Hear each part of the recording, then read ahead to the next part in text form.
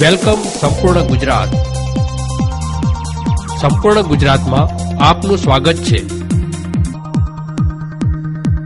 કાંકરેજ તાલુકાના થરા મુકામે 3 દિવસ પહેલા પૂર્વ ધારાસભ્યના પૌત્રનું અપહરણ કરવામાં આવ્યું હતું તેમજ ₹50 લાખની ખંડણીની માંગ કરવામાં આવી હતી. સમગ્ર જિલ્લામાં ખળભળાટ મચાવનાર આ કેસમાં ગત રાત્રિએ બાળકની લાશ મળી આવતા ચકચાર મચી છે. આ કેસમાં પોલીસે બંને આરોપીઓને ઝડપી પાડ્યા છે અને સમગ્ર અપહરણ અને હત્યાનો ભેદ ઉકેલી કાઢ્યો છે.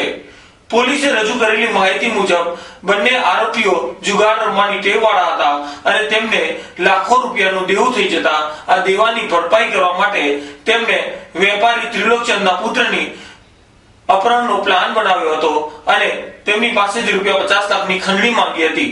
પરંતુ જૈનમ બંને અપહરણકારોને ઓળખી ગયો હતો, તેથી જ અપહરણકારોએ જૈનમની હત્યા કરીને તેની લાશને કોથળામાં પેક કરીને નર્મદાની કેનાલમાં ફેંકી દીધી હતી.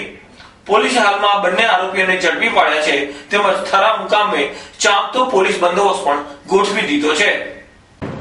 બનાસકાંઠા જિલ્લાના જે થરા પોલીસ સ્ટેશન છે એમાં 25 માર્ચના રોજ એક કિડનેપિંગ વિથ રેન્સમનો બનાવ બનેલો હતો. એમાં લગભગ 50 લાખની ખંડણીની માંગ કરેલી હતી. જે અનુસંધાને બનાસકાંઠા પોલીસ દ્વારા ઝડપથી પોલીસ દ્વારા ગુનાને શોધી કાઢવામાં આવેલો છે અને પોલીસ દ્વારા 2 આરોપીઓ મેહુલ અને મલા એ 2 આરોપીને પોલીસ દ્વારા અટક કરવામાં આવેલો છે.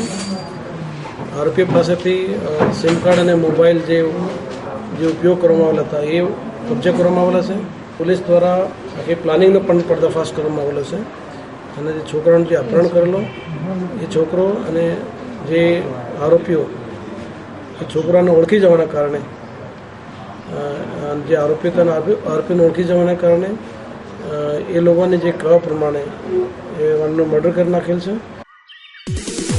વેલકમ સંપૂર્ણ ગુજરાત. સંપૂર્ણ ગુજરાતમાં આપનું સ્વાગત છે.